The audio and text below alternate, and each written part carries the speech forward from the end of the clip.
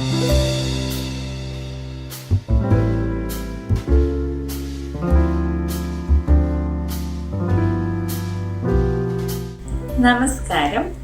ഞാൻ ബീന വിജയൻ. എല്ലാവർക്കും കേരള റെസിപ്പിയിലേക്ക് സ്വാഗതം. ഇന്നത്തെ നമ്മുടെ വിഭവം ഒരു മീൻ കറിയാണ്. തേങ്ങ അരച്ചുള്ള മീൻ കറി.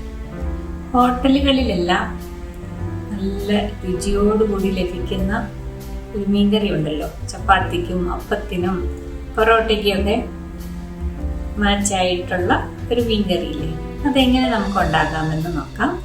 അതിനെന്തെല്ലാം ചേരുവകൾ വേണമെന്നും നോക്കാം. അപ്പോൾ ഈ മീൻ കറിക്ക് ആവശ്യമായ സാധനങ്ങൾ: 1/2 കിലോ മീൻ. ഈ മീൻ ഏത് സൈസിലുള്ള മീൻ വേണമെങ്കിലും ആകാം. നമ്മൾ കറി വയ്ക്കുന്ന ഏത് മീനും നമുക്ക് ഉപയോഗിക്കാം. 5-6 പച്ചമുളക്. ഇത് അധികം എരിവില്ലാത്തത് കൊണ്ടാണ് ഞാൻ ഇത്രയും പച്ചമുളക് എടുത്തിരിക്കുന്നത്. എരിവുള്ളതാണെങ്കിൽ 2-3 എടുത്താൽ മതി. ആവശ്യത്തിന് കറിവേപ്പില. പിന്നെ 2 ഇടത്തരം തക്കാളി, 2 ഇടത്തരം സവാള, 3-4-5 അല്ലി വെളുത്തുള്ളി, 1 കഷ്ണം ഇഞ്ചി, കുറച്ച് തേങ്ങ, ഒരു മുറി തേങ്ങയോ അല്ലെങ്കിൽ ഒരു തേങ്ങയുടെ പകുതി, ആ രീതിയിൽ. പിന്നെ പുളിക്ക് ആവശ്യത്തിന് ഇവിടെ വാളംപുളിയാണ് എടുത്തിരിക്കുന്നത്. പിന്നെ ഇതിനാവശ്യമായ പൊടികൾ: മുളക് പൊടി, മല്ലിപ്പൊടി, അല്പം മഞ്ഞൾപ്പൊടി, പിന്നെ കടുക് താളിക്കാനായിട്ട് കടുക്, ഉലുവ, പിന്നെ ആവശ്യത്തിന് ഉപ്പ്, കുരുമുളക് പൊടി. ഇത്രയും സാധനങ്ങളാണ് ഈ മീൻകറിക്ക് ആവശ്യമായിട്ടുള്ളത്. ഈ മീൻകറി എങ്ങനെ ഉണ്ടാക്കാമെന്ന് നോക്കാം. ഇതുപോലെ ഒരു കടായി അടുപ്പത്ത് വെച്ചതിന് ശേഷം ഇതിലേക്ക് ആവശ്യത്തിന് വെളിച്ചെണ്ണ ഒഴിക്കുക. ഇത് വെളിച്ചെണ്ണയിലാണ് ഉണ്ടാക്കുന്നത്. വെളിച്ചെണ്ണയാണ്.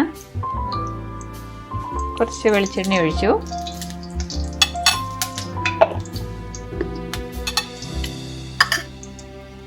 അതിലേക്ക് വെളുത്തുള്ളി, ഇഞ്ചി ചെറുതായി അരിഞ്ഞത് ഇടുകയാണ്.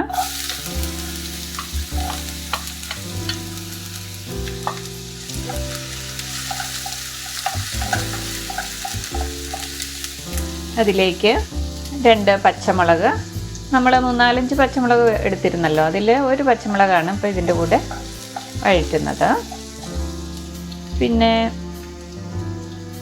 നമ്മൾ 2 സവാള ഉള്ളി എടുത്തിരുന്നു, അതും ഇതിലേക്ക് ഇടുകയാണ്. അല്പം കടുക് താളിക്കാനായിട്ട് വയ്ക്കാം. കടുക് താളിക്കാൻ, ചുമന്നുള്ളി കടുക് താളിക്കാൻ ഇഷ്ടമുള്ളവർക്ക് അങ്ങനെയാകാം. അല്ലെങ്കിൽ കുറച്ച് ഇതിൽ നിന്ന് തന്നെ മാറ്റി കുറച്ച് കടുക് താളിക്കുന്ന സമയത്ത് എടുക്കാവുന്നതാണ്. ഈ ഉള്ളി ഒന്ന് നല്ല രീതിയിൽ മൂത്ത് വരട്ടെ. ഇത് മൂത്ത് വരാനായിട്ട് വേണമെങ്കിൽ അല്പം ഉപ്പ് വേണമെങ്കിൽ ഇട്ട് കൊടുക്കാം. ഇത് നല്ല രീതിയിലൊന്ന് മൂത്ത് വരട്ടെ. നമ്മുടെ സവാള ഉള്ളി നന്നായിട്ട് മൂത്തിട്ടുണ്ട്. വെളുത്തുള്ളി, ഇഞ്ചി എല്ലാം നന്നായി മൂത്തിട്ടുണ്ട്. ഇനി ഇതിലേക്ക് നമ്മൾ പൊടികൾ ഇടുകയാണ്. ഇത് 1 സ്പൂൺ മുളക് പൊടി ഇടുകയാണ്. 1 സ്പൂൺ നന്നായിട്ട് തന്നെ ഇടുന്നുണ്ട്. ഇത് എരിവുള്ള മുളക് പൊടി തന്നെയാണ്. മീനല്ലേ, കുറച്ച് എരിവ് കിട്ടുന്നത് നല്ലതാണല്ലോ. അപ്പോൾ എരിവ് കുറവ് മതിയെങ്കിൽ കുറച്ച് കുറയ്ക്കാം. കുറച്ച് ഇതൊന്നും ഇട്ടിട്ടുണ്ട്. പിന്നെ അതുപോലെ തന്നെ 1 സ്പൂൺ മല്ലിപ്പൊടിയും ഇടണം. നിറച്ച് തന്നെയാണ് ഇടുന്നത്. പിന്നെ ഇതിനാവശ്യത്തിന് 1/4 ടീസ്പൂണോളം മഞ്ഞൾപ്പൊടി ഇടുന്നുണ്ട്.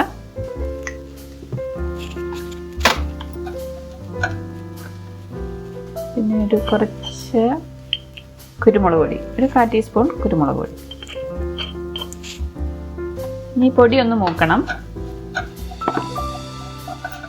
പൊടിയുടെ പച്ചമണം എല്ലാം നന്നായി പോകണം. തീ കുറച്ചിട്ടിരിക്കുകയാണ്. പൊടിയിട്ട് എപ്പോൾ നമ്മൾ ഇളക്കിയാലും തീ കുറച്ചിടാൻ ശ്രദ്ധിക്കണം. പൊടി പെട്ടെന്ന് അങ്ങ് കരിഞ്ഞു പോകാൻ സാധ്യതയുണ്ട്. നല്ല രീതിയിൽ അതൊന്ന് മൂത്ത് വരട്ടെ. ഈ പൊടിയെല്ലാം നമ്മുടെ നന്നായിട്ട് മൂത്തിട്ടുണ്ട്. ഞാനൊരു ഇതുള്ള കറിവേപ്പിലയും കൂടി ഇട്ടിരിക്കുകയാണ്. പിന്നെ ഇതിലേക്ക് നമ്മൾ എടുത്തു വച്ചിരിക്കുന്ന 2 തക്കാളിയിൽ 1 തക്കാളി ഇപ്പം ചേർക്കുകയാണ്. ഈ തക്കാളി ഇതിൻ്റെ കൂടെ കിടന്ന് നല്ല രീതിയിൽ മൂത്ത് വരണം. വെന്ത് ഉടഞ്ഞ് വരണം. ഞാൻ ഉപ്പിട്ടിരുന്നില്ല, ഞാനിപ്പോൾ ഉപ്പിടുകയാണ് കുറച്ച്.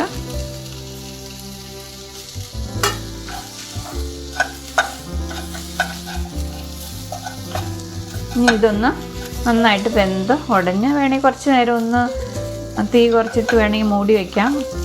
ഈ തക്കാളിയുടെ വെള്ളം ഇറങ്ങി കഴിഞ്ഞ് കഴിയുമ്പോൾ പിന്നെ ഈ പൊടി കരിയില്ല. നമ്മളിട്ട തക്കാളി എല്ലാം നന്നായിട്ട് വെന്തുടഞ്ഞ് കുഴഞ്ഞ് ഇതുപോലെ എണ്ണ തെളിയുന്ന ലെവലിലേക്ക് എത്തിയിട്ടുണ്ട്.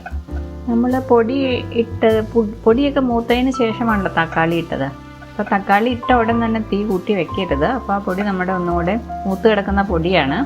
അപ്പോൾ തക്കാളിയുടെ വെള്ളം ഊറി വരുന്ന വരെ തീ സിമ്മിൽ തന്നെ കിടക്കണം. അല്ലെങ്കിൽ പെട്ടെന്ന് ഒരു വശത്തൊക്കെ പൊടി അങ്ങ് വെങ്ങി വേറൊരു ചവയായിട്ട് വരും. തക്കാളിയുടെ വെള്ളം ഇറങ്ങിക്കഴിഞ്ഞാൽ പിന്നെ പൊടി കരിഞ്ഞു പോവില്ല. അപ്പോൾ അതുവരെ തീ സിമ്മിലിട്ട് ഒരിടത്തരം തീ തന്നെ കിടന്ന് ഇതുപോലെ വഴണ്ട് വരണം. അപ്പോൾ നല്ല രീതിയിൽ വഴണ്ട് വന്നിട്ടുണ്ട്. നമ്മൾ എടുത്തു വെച്ചിരിക്കുക, ഇപ്പം തീ ഓഫാക്കി കേട്ടോ. നമ്മൾ എടുത്തു വെച്ചിരിക്കുന്ന തേങ്ങ ഇതുപോലെ മിക്സിയുടെ ബൗളിലിട്ടിട്ട് നമ്മൾ അരയ്ക്കാൻ പോവാണ്. ഈ തേങ്ങയും നമ്മളിപ്പോൾ ഈ വഴറ്റി വെച്ചിരിക്കുന്ന കൂട്ടും കൂടെ കൂട്ടിയാണ് അരയ്ക്കുന്നത്. അപ്പോൾ അതിനായിട്ട് വെള്ളം ആവശ്യമുണ്ടെങ്കിൽ നമ്മൾ എടുത്തു വെച്ചിരിക്കുന്ന പുളി ഉണ്ടല്ലോ, പുളി ഇതുപോലെ വെള്ളത്തിൽ ചാലിച്ച് വെച്ചിരിക്കുക. ആ ആവശ്യാനുസരണം ഈ പുളിവെള്ളം ഒഴിച്ച് നമുക്ക് ഇത് നല്ല രീതിയിൽ അരച്ചെടുക്കാം. നല്ല രീതിയിൽ അരച്ചെടുക്കുകയാണ്. ഈ പുളി നമ്മൾ എടുത്തു വെച്ച പുളി ആദ്യമേ തന്നെ ഫുള്ളായിട്ട് ഒഴിക്കരുത്. ആദ്യം ഇത് ആവശ്യത്തിന് അരയ്ക്കാൻ മാത്രം എടുത്തതിന് ശേഷം പിന്നെ നമ്മൾ പുളി കൂടുതൽ വേണോ കുറവ് വേണോ എന്നുള്ളതനുസരിച്ച് നമുക്ക് ചേർക്കാവുന്നതാണ്. ഇപ്പോൾ ഇത് അരയ്ക്കാൻ മാത്രം പുളി കുറച്ചൊഴിച്ച് അരയ്ക്കുക. ഇത് ചൂടാറിയതിന് ശേഷം നല്ല രീതിയിൽ അരച്ചെടുക്കാം. നമ്മളപ്പോൾ തേങ്ങയും നമ്മൾ വഴറ്റിയ ഉള്ളിയും തക്കാളിയും അരപ്പെല്ലാം അരഞ്ഞതുപോലെ നല്ല രീതിയിൽ അല്പം പുളിവെള്ളം ഒഴിച്ച് നല്ല രീതിയിൽ അരച്ചെടുത്തു. ഇനി ഇതുപോലെ ഒരു മീൻ ചട്ടി എടുത്തിട്ട് അതിലേക്ക് നമ്മളിത് അരച്ചത് ഒഴിക്കുകയാണ്.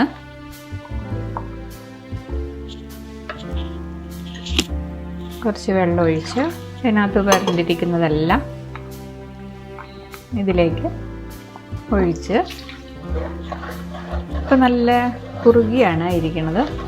ഇത് കുറച്ചും കൂടി ലൂസാക്കണം. ഈ അരപ്പ് നല്ല രീതിയിൽ ഇനി നമ്മൾ തിളപ്പിക്കുകയാണ്.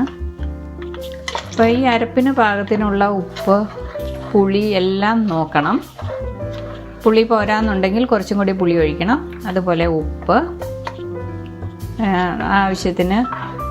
മീനിട്ട് തിളച്ച് കഴിയുമ്പോൾ കുറച്ച് വെള്ളം വറ്റും. അപ്പോൾ അത് കണ്ട് നമ്മൾ വെള്ളം ഒഴിച്ചു കൊടുക്കണം. അല്പം ഒരു കുറുകിയ ചാറാണ് ഇത്. ചപ്പാത്തിക്കും പൊറോട്ടയ്ക്കൊക്കെ ഹോട്ടലുകളിൽ കിട്ടുന്ന മീൻകറിയാണ്. നല്ല ടേസ്റ്റാണ്. ചോറിൻ്റെ കൂടെയും കഴിക്കാം.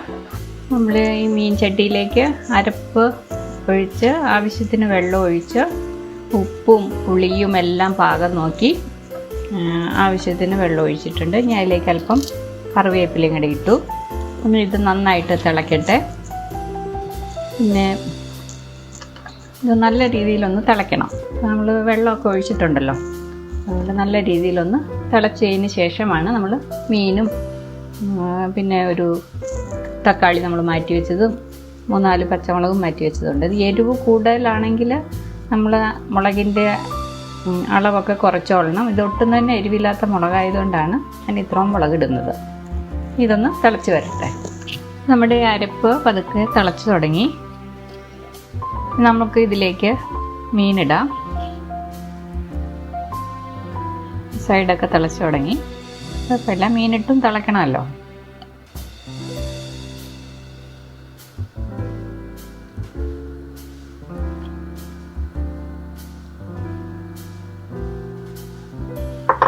അതുപോലെ തന്നെ അതിലേക്ക് നമ്മൾ ഒരു തക്കാളി പച്ചമുളകും എടുത്തു വെച്ചിരുന്നല്ലോ, ആവശ്യത്തിനുള്ള പച്ചമുളക് അതും ഇതിലേക്ക് ഇടുകയാണ്. ഇനി ഇത് ഹൈ ഫ്ലെയിമിൽ ഇടരുത്, ഇടത്തരം തീയിൽ കിടന്ന് ഇത് പതുക്കെ തിളയ്ക്കണം. നമ്മൾ മൂടി വയ്ക്കുകയാണ്. ഇതുപോലെ ഒരു മൺചട്ടിയിൽ വെക്കുന്നതായിരിക്കും മീനൊക്കെ എപ്പോഴും നല്ലത്. പിന്നെ ഇപ്പോഴത്തെ മൺചട്ടിയും അത്ര സേഫ് എന്നൊന്നും പറയാൻ പറ്റില്ല. നമ്മൾ അത് വേണ്ട രീതിയിൽ പുതിയ ചട്ടി മേടിക്കുമ്പോൾ നല്ല രീതിയിൽ അത് കഴുകി വെള്ളമൊഴിച്ച് തിളപ്പിച്ച് ഇച്ചിരി ഉപ്പൊക്കെ ഇട്ട് നിറച്ച് വെള്ളമൊഴിച്ച് തിളപ്പിച്ച് അതിലെ അഴുക്കൊക്കെ കളഞ്ഞിട്ട് വേണം ഉപയോഗിക്കാനായിട്ട്. പിന്നെ ചില ചട്ടിയിലൊക്കെ പെയിൻ്റ് അടിച്ചൊക്കെ വരും എന്നൊക്കെ പറയും. എല്ലാവർക്കും ഇതുപോലെ ചുമന്ന ചട്ടി അത്ര ഇഷ്ടമില്ല. പണ്ടുള്ള കാരണന്മാർ പറയും കറുത്ത ചട്ടിയാണ് കുറച്ചും കൂടി നല്ലതെന്ന്. കറുത്ത ചട്ടിക്ക് അല്പം വിലയും കൂടുതലാണ്. അപ്പോൾ നമ്മളെ പറ്റിക്കാനായിട്ട് ഈ ചുമന്ന ചട്ടിയിൽ കറുത്ത പെയിൻ്റ് അടിച്ചും ഇപ്പോൾ ചട്ടികൾ ഇറങ്ങുന്നുണ്ട്. അതുകൊണ്ട് അതെല്ലാം ശ്രദ്ധിക്കണം. അത് എനിക്കൊരു അനുഭവം ഉള്ളതാണ്. നമ്മുടെ മീൻ പതുക്കെ തിളച്ചുകൊണ്ടിരിക്കുന്നുണ്ട്. അത് ഹൈ ഫ്ലെയിമിലല്ല, ഞാൻ ഇടത്തരം ഫ്ലെയിമിലാണ് ഇട്ടിരിക്കുന്നത്. മൺചട്ടികളിൽ വയ്ക്കുമ്പോൾ നമ്മൾ അധികം വലിയ ഫ്ലെയിമുള്ള അടുപ്പിൽ ഹൈ ഫ്ലെയിമിൽ ഇടാതിരിക്കുന്നതാണ് ചട്ടിക്ക് സേഫ്. പിന്നെ നമ്മൾ മീൻ കറിയൊക്കെ വെക്കുമ്പോൾ ഇതുപോലെ ചട്ടികളിൽ വെക്കുന്നതാണ് നല്ലത്. അത് ഞാൻ കറുത്ത ചട്ടി മേടിച്ചതിന് ശേഷം തേങ്ങയുടെ ചകിരിയൊക്കെ കൂട്ടിയിട്ട് ഞാൻ ആ ചട്ടിയെ ഒന്ന് കൂടി ചുട്ടെടുക്കാൻ വേണ്ടി ഞാൻ ശ്രമിച്ചു. അപ്പോൾ അതെല്ലാം കത്തി കഴിഞ്ഞതിന് ശേഷം നോക്കുമ്പോൾ കറുത്ത ചട്ടി ചുമന്ന ചട്ടിയായി മാറി. അപ്പോൾ അതിനകത്ത് പെയിൻ്റായിരുന്നു.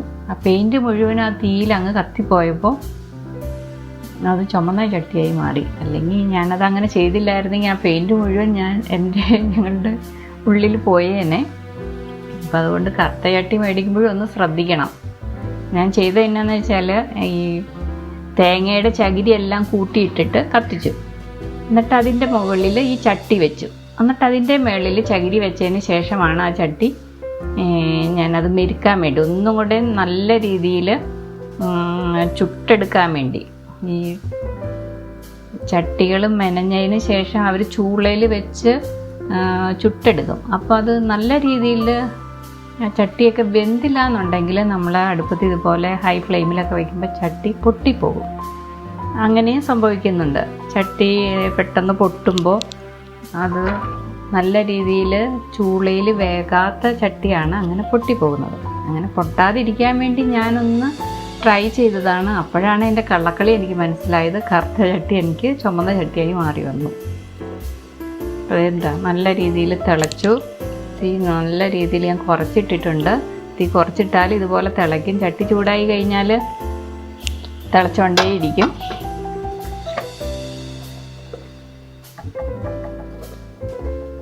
ഇത് ആവശ്യത്തിന് നമുക്ക് കുറുകലിന് വാങ്ങാം.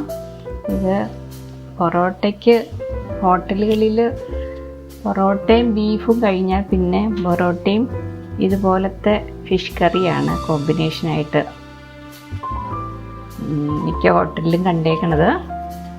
നല്ലൊരു കോമ്പിനേഷനാണ് പൊറോട്ടയ്ക്ക്. പൊറോട്ട, ചപ്പാത്തി, ബ്രെഡ്, പിന്നെ ചോറിൻ്റെ കൂടെ കഴിക്കാം. മീനൊക്കെ പെട്ടെന്ന് വേകും.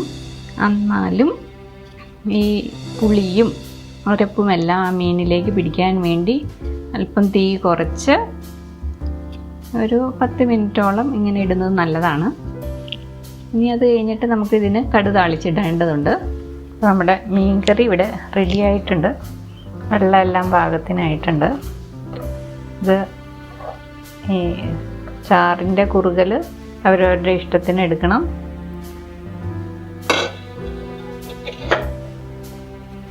ഇനി ഇതിന് നമുക്ക് താളിക്കണം.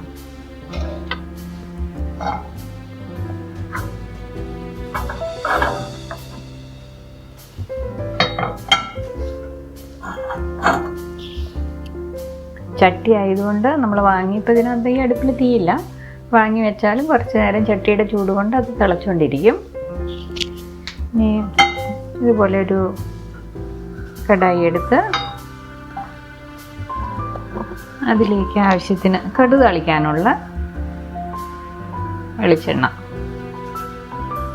ഒഴിക്കുക.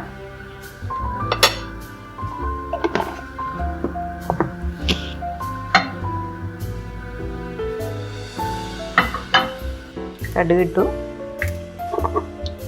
അതുപോലെ തന്നെ കുറച്ച് ഉലുവ ഇടുന്നുണ്ട്.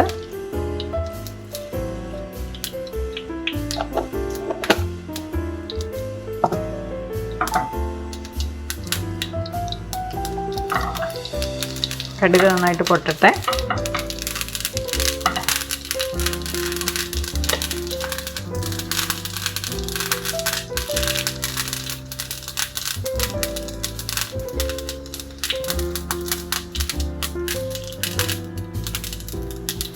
അതിലേക്ക് 2 വറ്റൽമുളക്, കറിവേപ്പില, പിന്നെ നമ്മൾ കുറച്ച് ഉള്ളി താളിക്കുന്നുണ്ട്.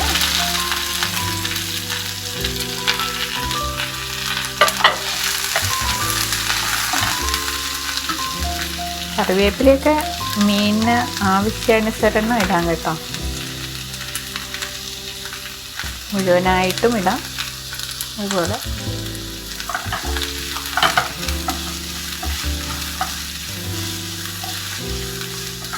ഈ ഉള്ളി ഒന്ന് ബ്രൗൺ കളറാവണം. നമ്മുടെ ഉള്ളി മൂത്തിട്ടുണ്ട്. നമ്മൾ ഇതിലേക്ക് ഇടുകയാണ്.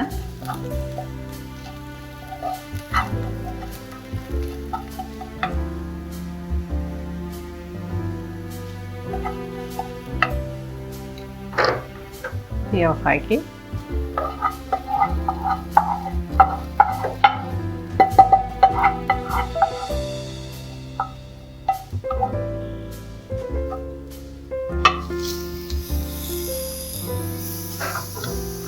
നമ്മൾ വറവിട്ടു. നമ്മുടെ മീൻകറി അങ്ങനെ റെഡി ആയിരിക്കുകയാണ്. എല്ലാവരും ഒന്ന് ട്രൈ ചെയ്ത് നോക്കണം. അങ്ങനെ നമ്മുടെ മീൻകറി ഇവിടെ റെഡി ആയിരിക്കുകയാണ്. എല്ലാവരും ഒന്ന് ട്രൈ ചെയ്ത് നോക്കണം. നന്ദി.